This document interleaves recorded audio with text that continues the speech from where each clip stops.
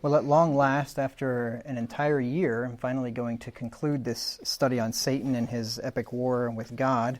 There was probably about a 6-month sabbatical in there, but the study was started a year ago next Sunday, I think it was. And we've made it the whole way down to the end. Last Sunday, you remember we talked about the man of sin / the false prophet / the second beast, which I showed to be one and the same personage as far as I can tell. And we saw that the beast in Revelation 13 was put into place, and that happened near the end of time, and that the false prophet and the beast were compelling men to worship the beast. And now we're going to get to the image of the beast in Revelation 13 and verse 14, which the man of sin / false prophet / second beast deceives the wicked into making. Revelation 13 and verse 14. It says, "And deceiveth them," this is speaking of that second beast, "and deceiveth them that dwell on the earth by the means of those miracles which he had power to do in the sight of the beast, saying to them that dwell on the earth that they should make an image to the beast, which had the wound by the sword, and did live." Then this man gives life to the image of the beast, however that works, and he compels the world to worship him. And we see that in the next verse, in verse 15. "And he had power to give life unto the image of the beast, that the image of the beast should both speak, and cause that as many as would not worship the image of the beast should be killed." And I don't really have a lot to say about what the image of the beast is. I don't know if it's a natural physical thing. Given that the book of Revelation is signified, it certainly wouldn't have to be. I don't know, King Nebuchadnezzar made a great big image and he made men to worship it, so there certainly is precedent in the scripture for a physical image. And if it is a natural thing, then it wouldn't be any great feat to make it talk and speak with the technology that we have today, of course. So that's about all I have to say about that. So I don't know if I really added any value to your understanding of the image of the beast or not, but that's about all I know. I guess whenever we see the thing set up, then we'll know more about it. So then that brings us to the false prophet, second beast, man of sin, causing the reprobate to worship or to receive the mark of the beast and then to worship the beast. And we read that in the next verse in Revelation 13 and verse 16. "And he," that is this second beast, "and he causeth all, both small and great, rich and poor, bond and free, to receive a mark in their right hand and in their foreheads." So we see that nobody's getting, or very few people anyway, no class of people, let me put it that way, no class of people are getting out of receiving the mark. It doesn't matter if you're rich or you're poor or you're a slave or you're a free man or anything about you there. All types of people are going to receive this mark. It says in their hands and in their foreheads. And before I get into what I would just use the word guess, because that's about all it amounts to, so you can take it for whatever that's worth. But before I get into my guess as to what the mark of the beast is, I just want to give you some facts about the mark of the beast.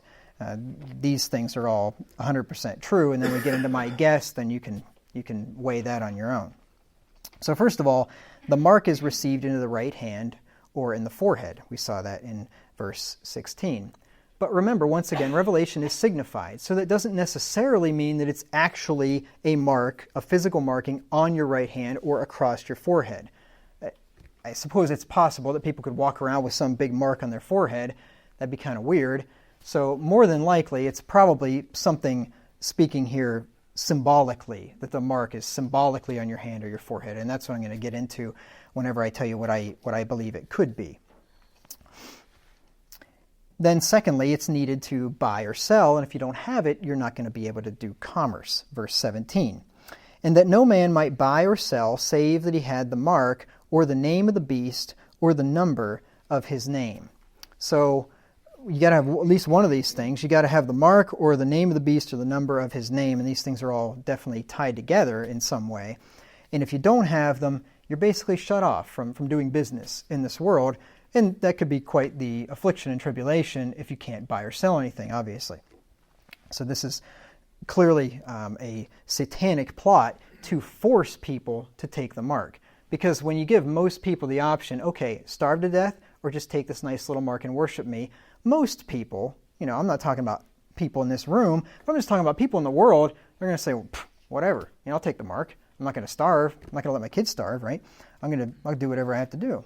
And that's what most people are going to do. The mark of the beast is associated with the name of the beast and the number of his name. We just saw that in verse 17.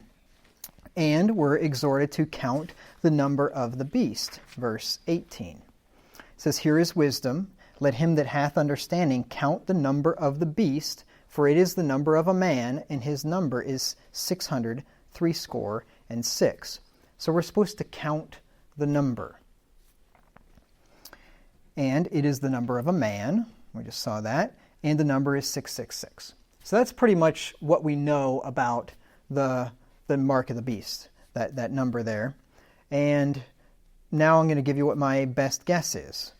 First of all, I'll just give you some other people's guesses. I'm not going to go into detail about them, but some people believe this was the Roman Emperor Nero, that he was the beast, and the mark was his face on all the coins, and if you wouldn't use his coins, you couldn't buy or sell, and so on. If you didn't bow the knee to the emperor, then you're going to be in trouble. I don't believe that is the proper interpretation of this, because as I showed last Sunday, that the setting of this, I believe, is right near the end of time. And furthermore, if you think about it, in Revelation 17, we read about the 6 kingdoms. Right, 5 are fallen, 1 is, the others yet to come, and then you got the 8th, which is of the 7. So you got 8 world empires, and John said at the time, by the way, either that Nero was living or Nero was already dead. Nero died in 68 A.D. So I tend to agree with that Revelation was written after 70 A.D. It was written in the 90s is what the consensus is. But anyway, even if it was written before 70 A.D., Nero died in 68, so he died before 70 A.D. anyway. So to try to put the mark of the beast there, I don't see that fitting. And so, but you have these kingdoms. So anyway, getting back to that, in Revelation 17, 5 are fallen, 1 is, and I already showed you the one that was the Roman Empire. You got Egypt, Assyria, Babylon, Medo-Persia, the Greeks is 5, and then the Roman Empire is the 6th, and that was the one that was reigning at the time when Revelation was written. And then you have another beast that is yet to come, and then an 8th after that. Well, this mark of the beast in Revelation 13 is happening in that last kingdom. And that's not the kingdom of Nero, right? I mean, Rome was long gone, and then there were other, at least 2 other kingdoms that come after that. So anyway, I don't believe that Nero was the beast, the mark of the beast, for those reasons. Some people think that barcodes are the mark of the beast. And you go online, you start looking around. I mean, it makes some interesting points. I guess if you look at the barcode, you got this with big bar on the left and big bar on the right, and then this bar in the middle, and the width of those bars equates to a number. So that's how a barcode works. It scans the width of the bars, and then it assigns each of those a number, and that's how how they can identify the different products with the UPC code. Well, anyway, that bar on the left and the right and the middle equals 6, is what I've read and been shown online anyway. So you got 666, and if you don't have the code, the barcode, you can't buy or sell, and so on. So people make that argument too. I don't buy it, but they make that argument. RFID chips, a lot of people are making much of this, because nowadays RFID is radio frequency identification, and it's the little chip that actually they are now inserting into people's hands. So people really make a big deal about that because it's in the hand and they put it underneath the skin. And it's like I don't know if any of you have worked for big corporations, but they'll give you a card a lot of times and you walk up and you put the card on the little reader at the door and it unlocks the door. That's an RFID chip, right? So if you got that, you got the mark of the beast. No, just kidding. So anyway, but then the next thing that comes, do you have one at work? Yeah, okay. One where I used to work. Well, he's already got the mark. Watch out for him right there. So anyway, but the next thing that is coming, and people, they are doing this already, is they're putting the little chip underneath your skin so you don't have to carry around the card anymore. You just walk up and put your hand up against it. And it wouldn't be a great stretch whatsoever to see a day when you're walking up to the grocery store and you just scan your hand and buy your groceries, right? So I can see why people would say, oh, that's the mark of the beast. It could be. I'm not saying it's not, but I'm not convinced that that's what it is. And then you have 666 symbols all over the place. The Star of David, on the Israeli flag, which is not the Star of David at all. It has nothing to do with David. But that six-sided star, that's a 666, because you got 3 sides on each triangle, so you got 6 sides of the 2 triangles, and then you got the 6-sided hexagram in the center of it, which the triangles make, and then you have 6 triangles on the outside. If you look at it, you know what I'm talking about. So people made that, 666. The OK sign, 666, right? Look at it, 666, right? You see all the Hollywood weirdos, singers, and Illuminati people, and they all do this thing or they do this. You can go online, just look it up. You'll see it. Anyway, they're always. I'm not saying, hey, I do this too, and I don't mean anything by it. But some people do mean something by it. And when you see them doing this, that's not just my eye is itchy or whatever. There's a reason they're doing that. The symbol on the New King James Bible is a 666. It's like I'm not even kidding you. You can look it up. It looks like I'd have to show it to you. Anyway, you'll see it. And when you look at it, it's like this 3, it's like an oblong, 3 oblong symbols together, and they're kind of all interwoven. But if you look at them, 666. So it's all over the place. I'm not saying any of those things are the mark of the beast, but it certainly seems like the wicked people of this world love to put 666s all over everything. I just saw on Google the other day, Google was, on their main page, they'll change, it just normally says Google in the colorful letters. Well, they'll change that to some kind of an image which would have something to do with a celebration of a certain day or somebody's birthday or whatever. I don't remember even I think it was St. Patrick's Day or something. Anyway, 666 right on that thing. It was crazy. And I pointed it out to somebody. So I think they just like to throw it out there. It's kind of like hint, hint, we're of the devil. So anyway, now with all that, I'll give you my best guess as to what I think the mark of the beast is. And it's not as flashy and exciting as all these other things, like people getting chips into their hands and everything. So here we go. The number 7 is the number of completeness, and it represents completeness. And we can see that in Genesis 2, 1 through 2. God rested on the 7th day after he did his work, after his work was finished. So it is a number representing finishing of work or completeness. Genesis 2, 1 through 2. It says, "Thus the heavens and the earth were finished, and all the host of them. And on the 7th day God ended his work, which he had made, and he rested on the 7th day from all his work which he had made." So the 7th day signifies rest. The work is done, right? It's a number of completeness. That's why we have a 7-day week. Now 6, on the other hand, is a number of incompleteness and imperfection of man's works. It's the number of a man. Remember, that's what it said there. Revelation 13:18, it said it is the number of a man. And 6 would be, you've almost made it there, but you're not there yet. You haven't reached perfection and completeness. Though you've tried and you get right up to it, but you never can quite reach that level of perfection and completeness. And that, I believe, symbolizes man's works, where man tries to make himself righteous, but he just can't quite get there, despite all of his efforts. The number 666 is repeated 3 times, I believe, to signify that man has been a total failure. So when God repeats himself, there's a reason for it typically. And I think it was the study that I did on Isaiah 40, the Bible study series a while back, and I think it was maybe the first study where Isaiah starts out that chapter saying, comfort ye, my people. And I went through probably 20 or 30 different places in the Bible where God repeats himself. Jesus says, verily, verily, right? So whenever God says something twice, pay attention. If he says something 3 times, he's really trying to emphasize something and get you to take heed.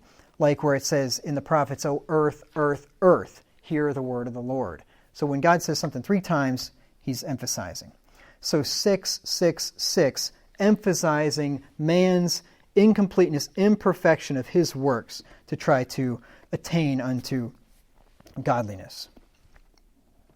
Now the reprobate trust in their works for salvation. Look at Matthew 7, 22 through 23. And by the way, just so you don't think I made this up on my own, which it'd be fine if I came up with this idea on my own, but I didn't come up with this idea on my own. I think I probably embellished it and added to it. I can't remember exactly now, but I believe it was in one of Philip Morrow's books that I read, probably in Things Which Must Soon Come to Pass, his commentary on Revelation, I'm pretty sure. And he made this point that the 666 represents man's incompleteness in his works. So anyway, and then I think I kind of took it and ran with it. If I remember, I can't remember. I don't remember all the details of that. Anyway, Matthew 7:22 through 23. It says, "Many will say to me in that day, Lord, Lord, have not we prophesied in thy name? And in thy name have cast out devils, and in thy name done many wonderful works. Then will I profess unto them, I never knew you. Depart from me, ye that work iniquity." So wicked men on Judgment Day are going to go to the throne, and what are they going to tell God? Look what I did. I did all these good things. I was a good person, and therefore you should accept me because I've done all these wonderful works. I've even cast out devils, right? I've prophesied in thy name. And God says, let me look in the book here. Alphabetical order. He gets down. Nope, your name's not here. Go to hell. All right, I don't care about your works. They are filthy rags. Right? You're offering me something really disgusting, which is what a filthy rag was in the Old Testament, something a woman would use once a month. You're offering me something really disgusting, and you want me to give in exchange for that righteousness and give you a place in heaven forever. No thanks. Go to hell. That's what God says. So works-based religion could therefore be the mark of the beast. Could be. Now, here's one reason why I conclude that. Look at Revelation 14, 9 through 11. And this will bring it together. I think anyway. Makes sense to me. Revelation 14, 9 through 11.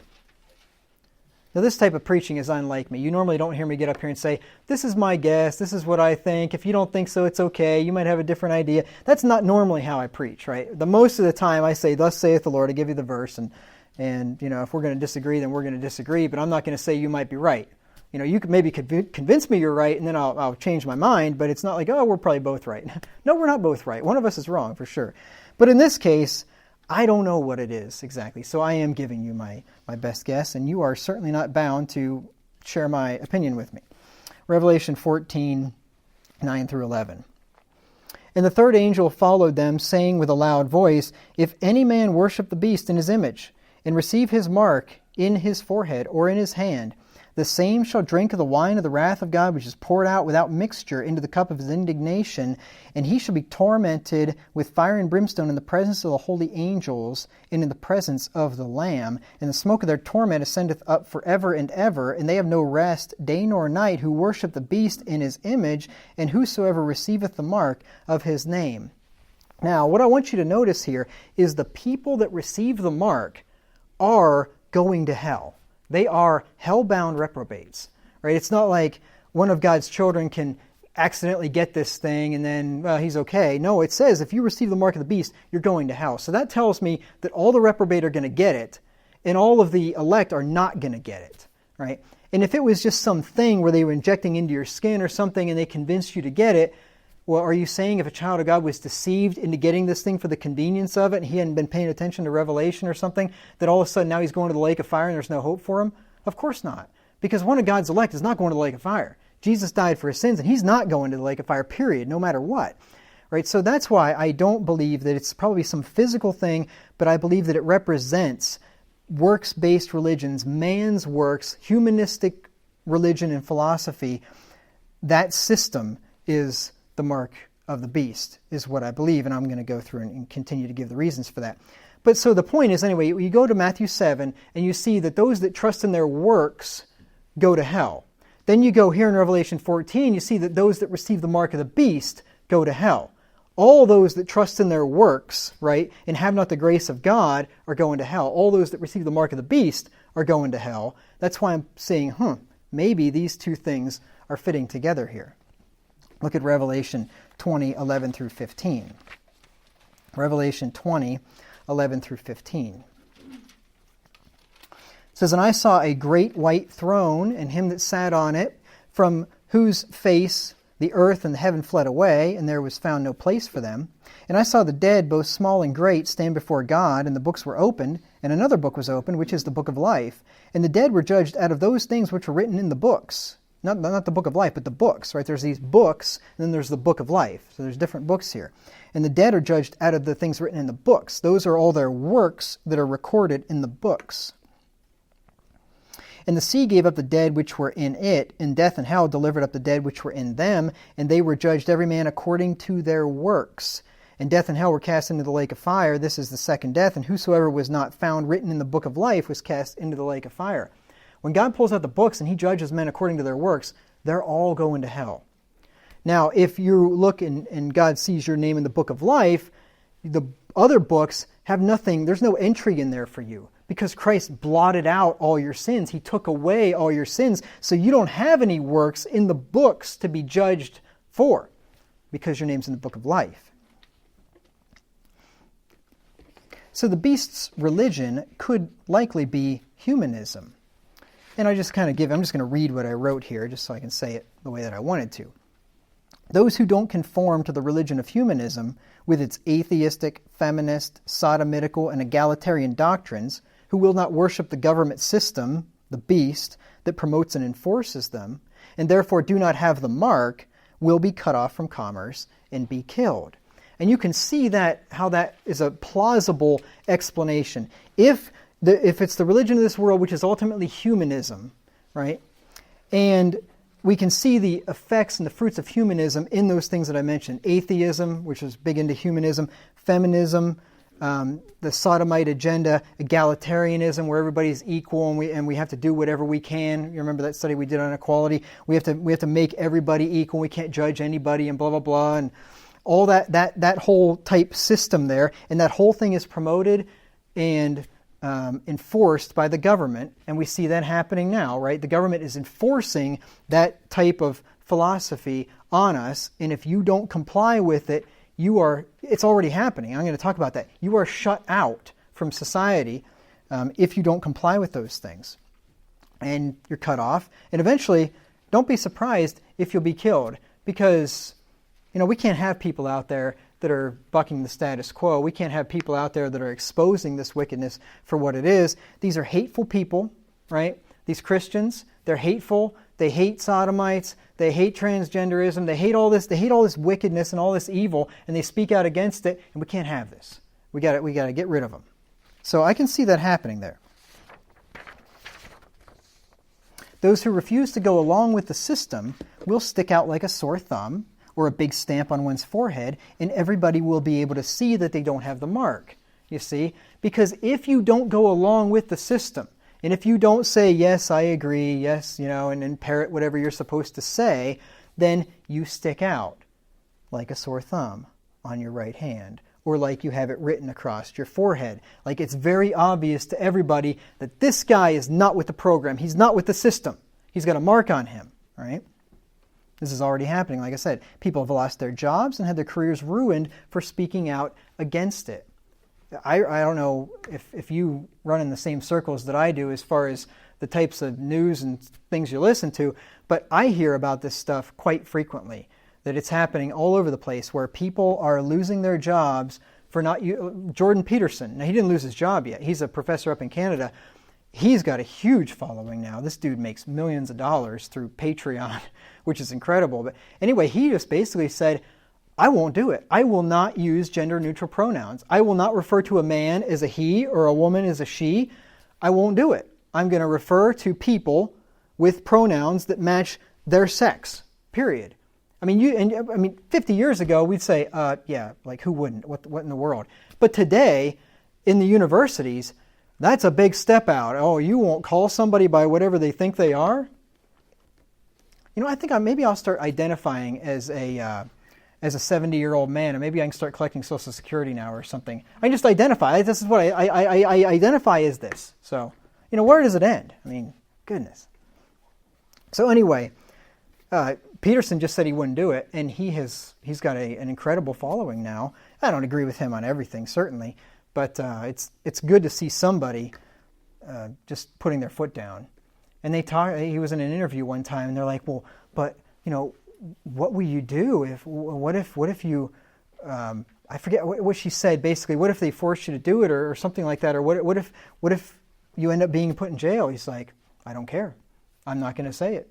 I won't do it. You put me in jail, I'll go on a hunger strike, right? If you fine me, I won't pay it. I just won't do it. And that drives those kind of people crazy because they're not used to seeing somebody that'll just say, you know what, screw you, I'm not doing it. I mean, I personally have fell victim to this in a very small, little way. It's not a big deal. I don't think I'm going to be boasting about it when I get to heaven, whenever people are saying, I got sawed in half and, I got crucified and this and that. And I say, well, that's bad, but I got cut off from Airbnb. About that. But anyway, this is just a small sampling of things to come. I was cut off from Airbnb.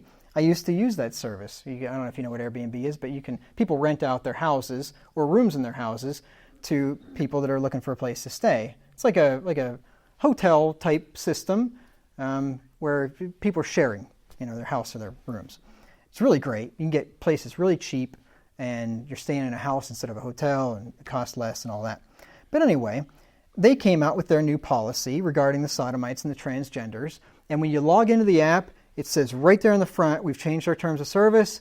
You must read and accept it. Now, if it was just buried somewhere, I don't read terms of services anyway. Maybe you say I'm crazy, but I got better things to do than read through 10 pages of legalese, which at the end of the day, it pretty much, if you're going to sign up for anything, you're going to have to sign up for it. So either you just pay no attention to them and go about your life, or else you just totally get off the internet and never do anything, because either it's one position or the other, really.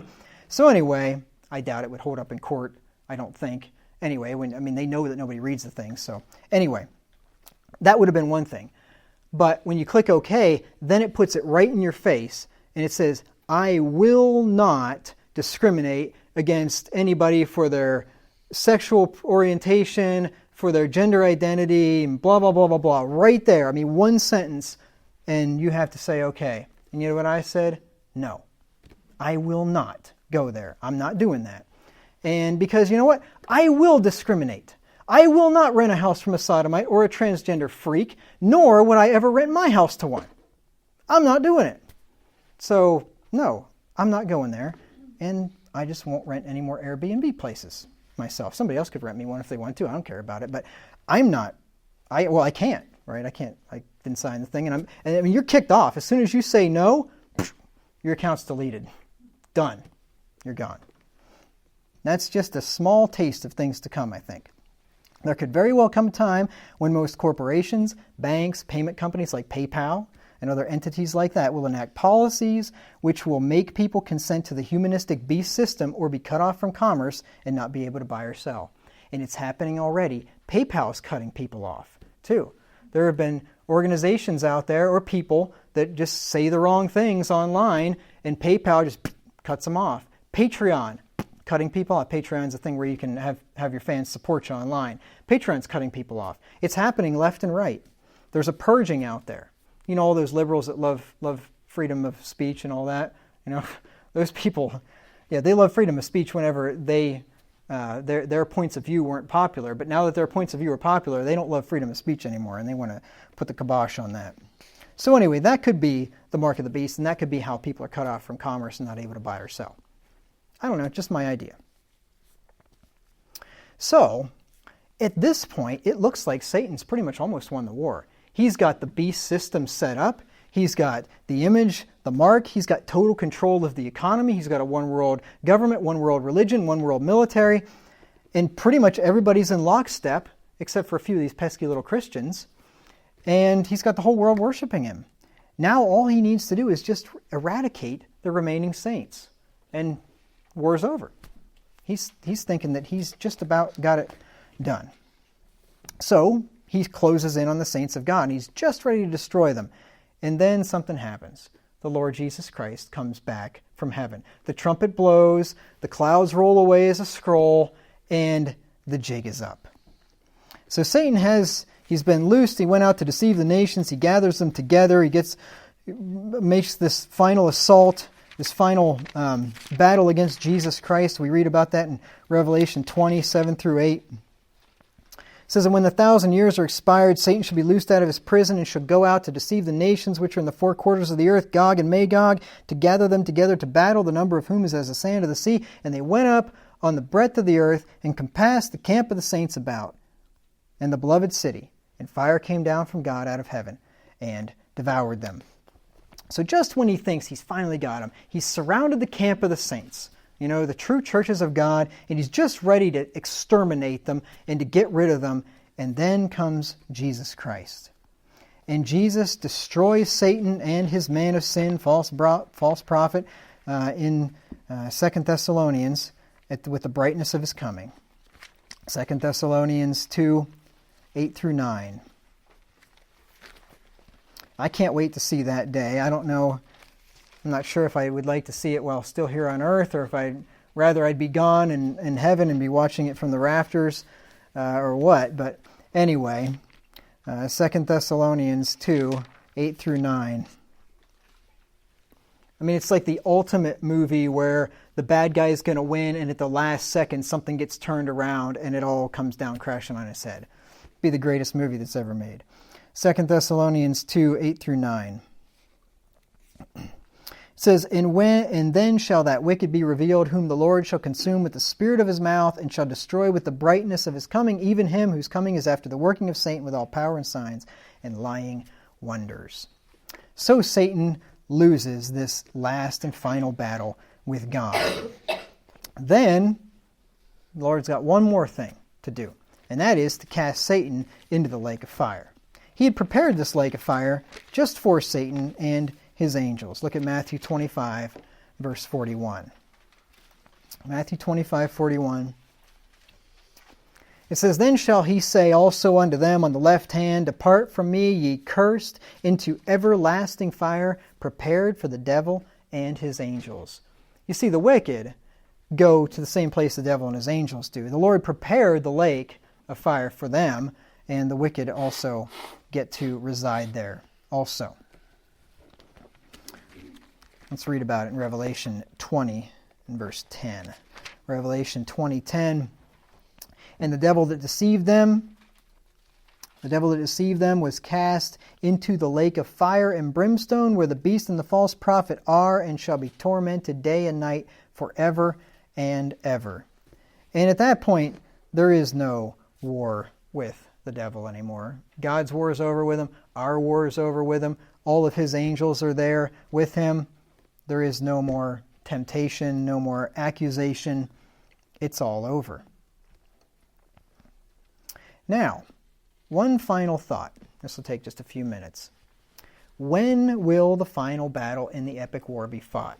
That's the question. So we've talked about everything from the beginning of time to the end of time, but you might wonder, when is this going to happen? When's the final battle going to happen?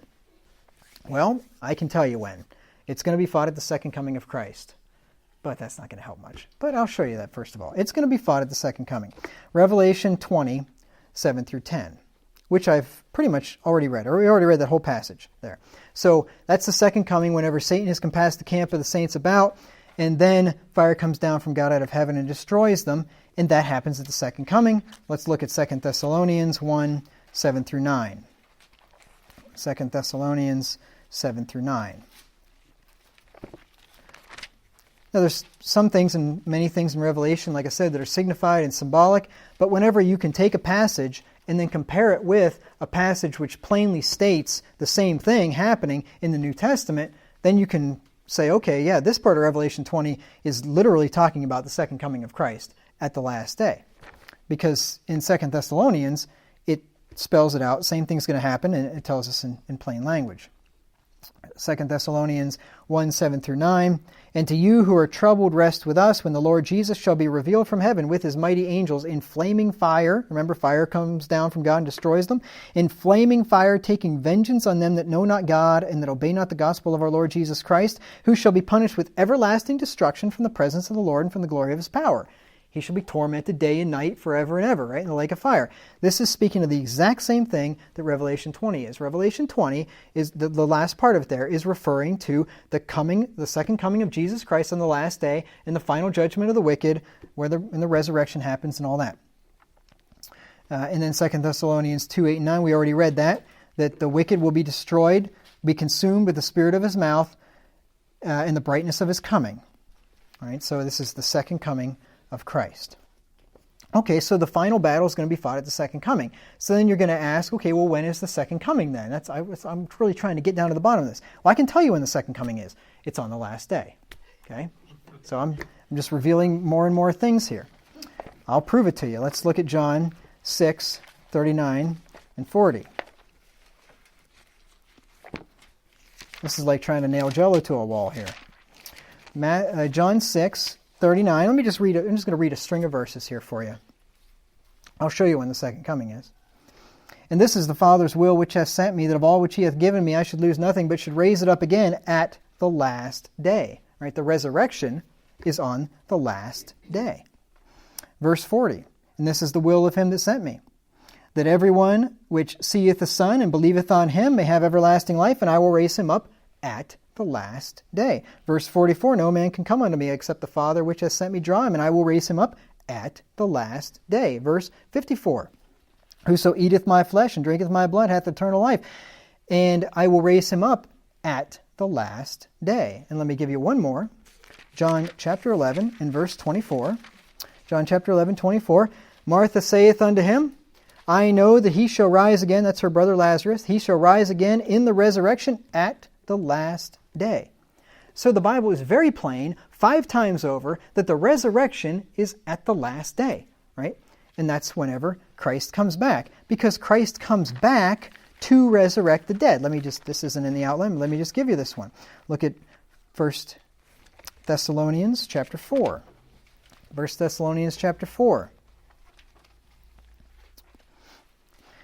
Verse 16, for the Lord himself shall descend from heaven with a shout, with the voice of the archangel, and with the trump of God, and the dead shall rise first. Then we which are alive and remain shall be caught up together with them in the clouds to meet the Lord in the air, and so shall we ever be with the Lord. So when Christ comes back, the dead are going to rise, right? And the dead rise when? At the last day, right? So Christ comes back on the last day. The resurrection's on the last day. You think, oh, why are you belaboring this point? Because almost everybody doesn't get it. That's why.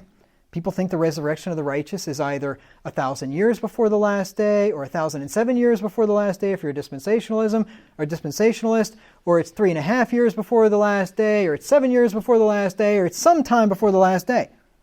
Just about everybody's messed up on this. On the last day of time, both the righteous and the wicked are going to be resurrected together. Look at Acts 24 and verse 15. Acts 24:15. And have hope toward God, which they themselves also allow, that there shall be a resurrection, one, of the dead, both of the just and unjust. There's going to be a resurrection where both just and unjust raise. And let me show you one more. John 5, 28 and 29. John 5, 28 and 29. Marvel not at this, for the hour is coming, in the which all that are in the graves shall hear his voice, and shall come forth, they that have done good unto the resurrection of life, and they that have done evil unto the resurrection of damnation.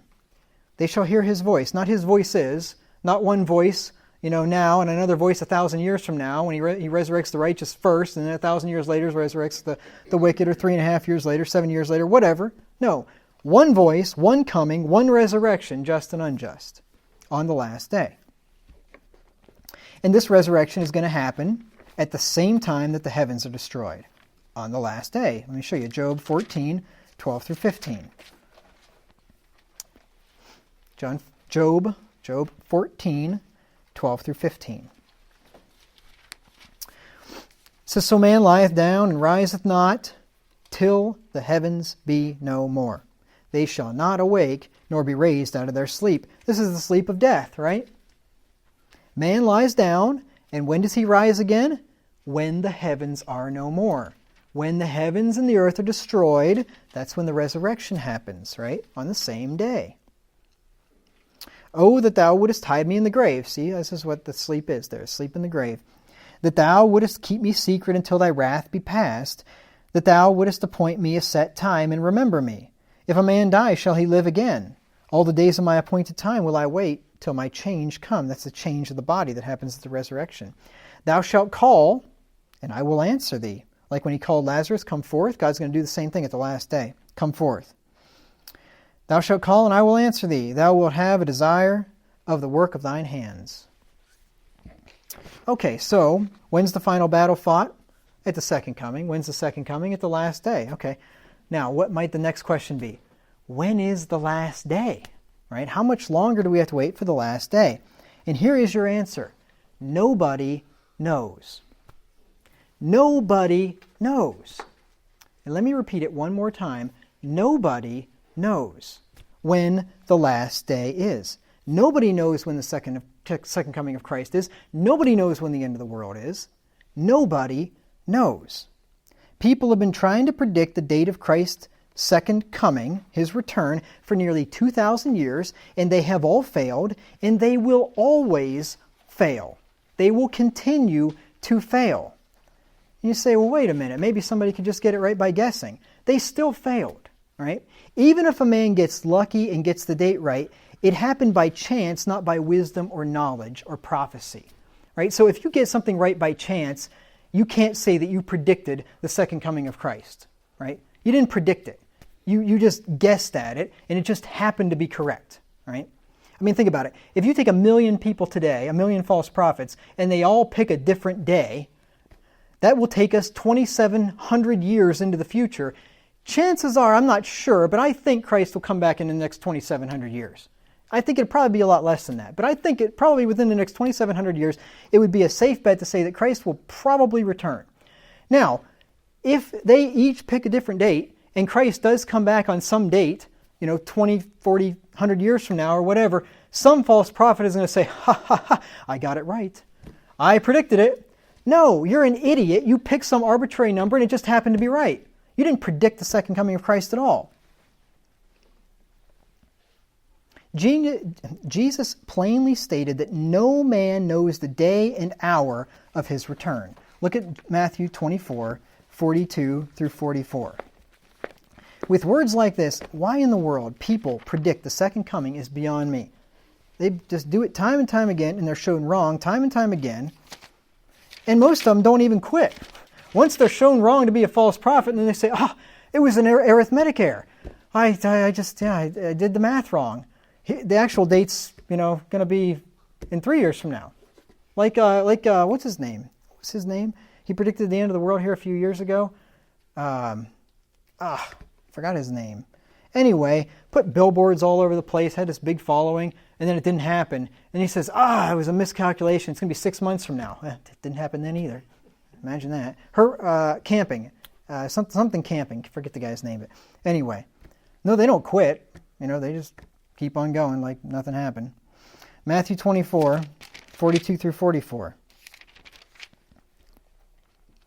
Jesus said, Watch therefore, for ye know not what hour your Lord doth come. But know this, that if the goodman of the house had known in what watch the thief would come, he would have watched and would have not have suffered his house to be broken up. Jesus said, You don't know. Therefore be ye also ready. For in such an hour as ye think not, the Son of Man comes. You want to know when he's going to come? Whenever you don't think he's going to come. That's when he's going to come. So if you say, I think he's going to come now, I can guarantee you he's going to come another time because he said he's going to come when you don't think he's going to come. Why people predict the second coming of Christ is beyond me with words like this. Look at Mark 13:32. Mark 13:32.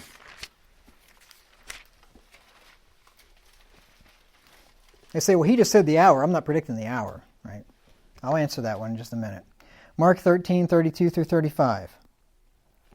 But of that day and that hour knoweth no man, no, not the angels which are in heaven, neither the Son, but the Father. Take ye heed, watch and pray, for ye know not when the time is, the day, the hour, the time you don't know, Jesus said. For the Son of Man is as a man taking a far journey, who left his house and gave authority to his servants, and to every man his work, and commanded the porter to watch. Watch ye therefore, for ye know not when the master of the house cometh, at even, or at midnight, or at the cock crowing, or in the morning, lest coming suddenly he find you sleeping. And what I say unto you, I say unto all, watch. Don't calculate, watch. Jesus himself, in his humanity, did not know the date of his return. Verse 32. Mark 13. But of that day and hour knoweth no man, no, not the angels which are in heaven. The angels don't even know. Neither the Son, but the Father. Jesus Christ in his humanity did not know when he was going to return. How presumptuous is it for a man to claim to know something that Jesus didn't know? And that Jesus flat out told you, you can't know. Now some try to avoid the plain statements of Jesus here by not setting a specific day, but rather choosing a day as an outer limit before which Jesus will return. I'm not saying I know the day, but it's not going to happen after this particular day. We got this space of time here, and it's going to happen sometime in this space of time, and it won't happen after this day. There's a couple of problems with this. Firstly, the Bible says that not only don't we know the day and the hour, we don't even know the times and the seasons of Christ's return. Look at 1 Thessalonians 5, 1 through 2. 1 Thessalonians 5, 1 through 2. Paul says, he's talking about the second coming. We just read about it there in the last part of 1 Thessalonians 4. But of the times and the seasons, brethren, ye have no need that I write unto you. Why don't they have need to be written to? Because they already know that they don't know.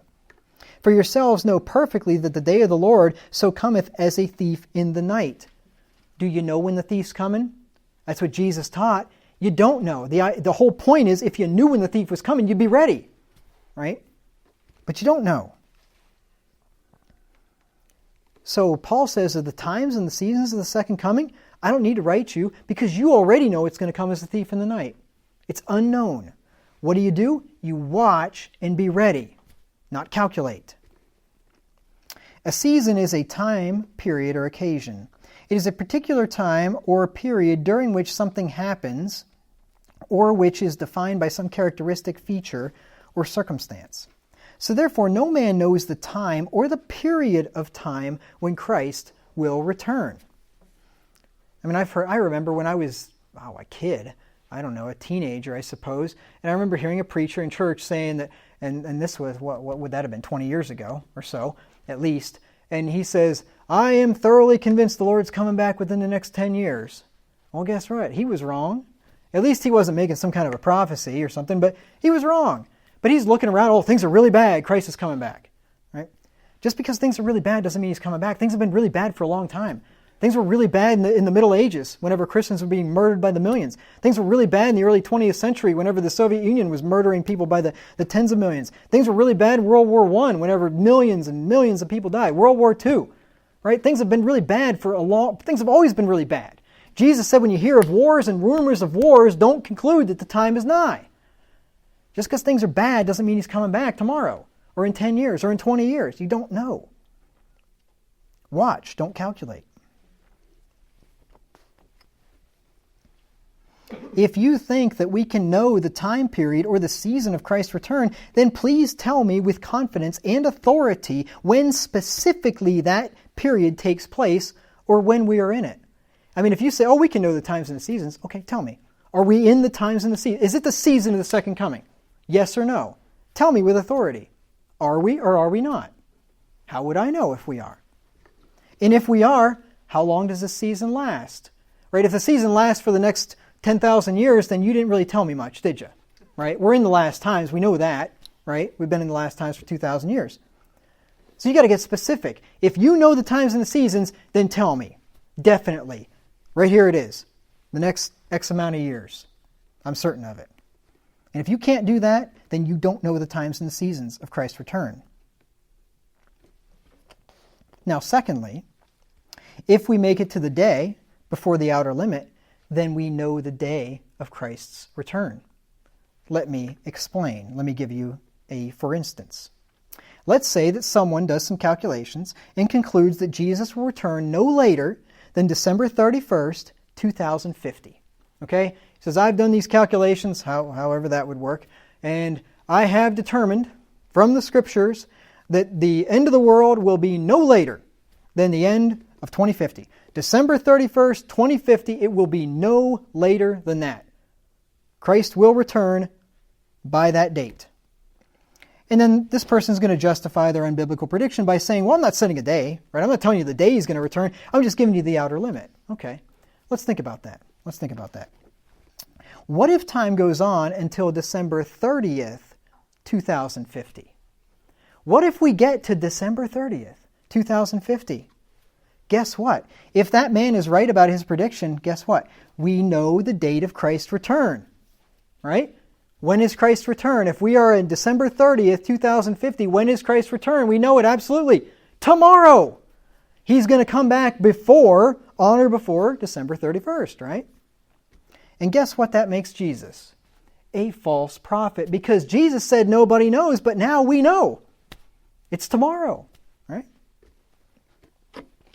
Think about that. Now, if the man is wrong, and Christ doesn't come on December 31st, 2050, then that man is a false prophet. You see? Either Jesus is a false prophet or the man is a false prophet. Now, I know Jesus isn't a false prophet, so what's that leave you? The man's a false prophet. Or, if it happened before December 31st, 2050, he got lucky, right? So either he's a false prophet, either Jesus is a false prophet, or else he just got lucky, right? And if you stretch the time out long enough, chances are you're going to get lucky. I think he's going to come back before 3000 AD. Well, yeah. I'm certain of it. I've done some calculations in the Bible. Before 3000 AD, he's going to come back. Well, yeah. Thanks for all the helpful information. Date setting is therefore a very dangerous business. You run the risk of being a false prophet. You run the risk of condemning yourself. You are flying right in the face of what Jesus said, that no man knows the day nor the hours. And Paul said even the times and the seasons, we don't know because it comes as a thief in the night. Now, some will not explicitly set a date for Christ's return, but they will teach that the saints will be resurrected or raptured at a specific time before the return of Christ. Usually 3.5 years or 7 years. Right? They'll say that Christ is going to come back and he's going to rapture out the saints 3.5 years or 7 years before the end of the world, right? Before the final judgment. Well, this too is date setting. And you say, well, how so? Because they haven't pointed to a date. They haven't told me when it's going to happen. Could happen tomorrow or it could happen 100 years from now. It's date setting, and I'll show you why. Because if this teaching is true, then when the saints are resurrected or when they're raptured, everyone will know that the return of Christ is exactly 3.5 years away or exactly 7 years away. So let's say somebody says that the Bible teaches that the saints are going to be raptured out of this earth 3.5 years before Christ returns to destroy the earth. Okay, so let's say the guy's right. He's wrong, but let's say he's right. And we go along and all of a sudden, poof, Left Behind happens. All the saints are gone. And those that are left say, oh, well, I guess I know when the end of the world is. 3.5 years from today. What did Jesus say? No man knows the day or the hour. You see? Don't set dates. Just watch. That's what Jesus said. Just watch. Quit calculating. You're going to be wrong. You're going to make a fool of yourself. Or worse. Now, let me just summarize this study for you here in a couple of minutes and we'll be done. I just want to draw your attention to what we covered over the last year. And it's not going to take a year, believe me. Thankfully. So we had the first war in heaven happen right after the creation week. God created everything good and very good, and then Satan falls some point after that, and then he brings down Adam and Eve with him. He goes and tempts the woman, and then she convinces the man, and he eats and brings sin and death into the world. So Satan has won a major battle. Then you got Cain and Abel, and Cain's a child of the devil, so Satan knows that the seed of the woman is going to come and bruise his head. So Eve is going to have a child, a descendant, that is going to bruise his head. And he's already got Cain, so he knows the only one it could be at this point is Abel, so he kills Abel. Right?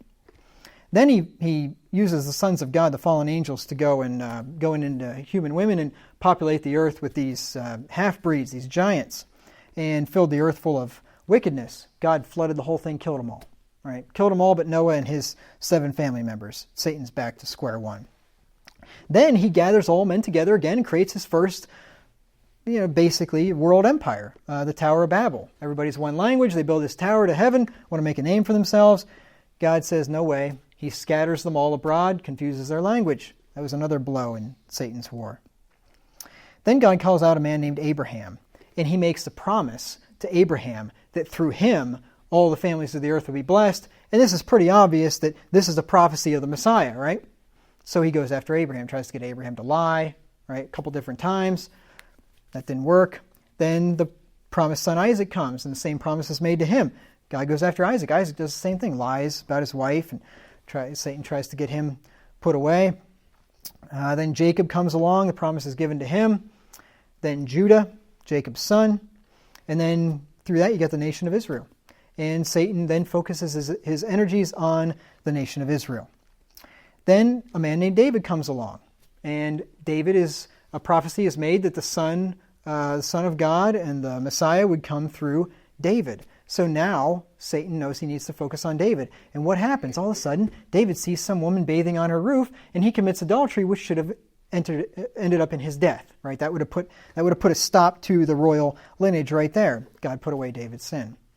And David also got himself in trouble with numbering the people and other things that Satan tried. And that was specifically even said that Satan tempted David to get him to number the people. So I'm not even speculating there. Then you got Solomon, whom the promise is made through. And Solomon marries all these foreign women, and outlandish women cause him to sin and go into idolatry. The Lord tried to destroy him. And then you got through Solomon, you got all the kings of Judah, and you get down to Joash, and this wicked woman Athaliah killed the whole seed royal, killed every single baby boy in the royal line, except for one. She missed one, Joash. Little boy, 6 years old. Or was he? I forget. No, he was only 1 or 2, I think, and they kept him I think he was 2, and they kept him in the temple for 6 years. Brought him out when he was 8, if I remember right. So anyway, Satan almost had the royal line all killed, but Joash was preserved. Then we fast forward a few hundred years, and Christ finally comes, and then all hell breaks loose. The devils are unleashed. Israel is a whole nation full of devils, and trying to oppose Christ at every turn. The Pharisees try to oppose him. They try to kill him numerous ways. They plot and connive, and eventually they end up crucifying him. But God raises him from the dead. So Satan thinks he's won the war. He didn't win the war. God raised him from the dead, and that was actually Satan's undoing. Christ then binds Satan. Now Satan is bound. He can't deceive the nations anymore, but he can go out and cause a lot of trouble because he still has liberty like people do when they're bound. And he persecutes the early church. And he killed James, and he put Peter in prison, and he killed Stephen, and all the apostles eventually the majority of them except for John were all killed. And then he corrupts the Word of God written by the apostles there in the first century. Then he goes on to create the Roman Catholic Church, a phony church, to not only confuse people into about what the real church is, but also an organization to persecute the true church, which it did for hundreds of years. Then Satan floods the world with modern Bible versions. We learned about that in the 1800s. And then Satan creates his counterfeit nation of Israel as a counterfeit of what God's ancient nation was, and he manages to trick the majority of Christians into believing that this is God's nation that we have to support, and they're waiting for this Messiah to come and set up this kingdom in Israel, and it's all set up for the Antichrist to come. Then the man of sin is revealed towards right at the end, and the beast, the whole government system, one world government, religion, military, all that stuff, the mark of the beast, all men are worshiping him. And then Satan finally closes in on the church in the last final battle, and just as he's ready to destroy them all, Jesus Christ comes back and destroys him with the brightness of his coming and casts him into the lake of fire. And then, I didn't talk about this, but then we shall spend eternity with God in the new heavens and in the new earth forever, enjoying our Lord Jesus Christ. And that, my brethren, is the end. Amen.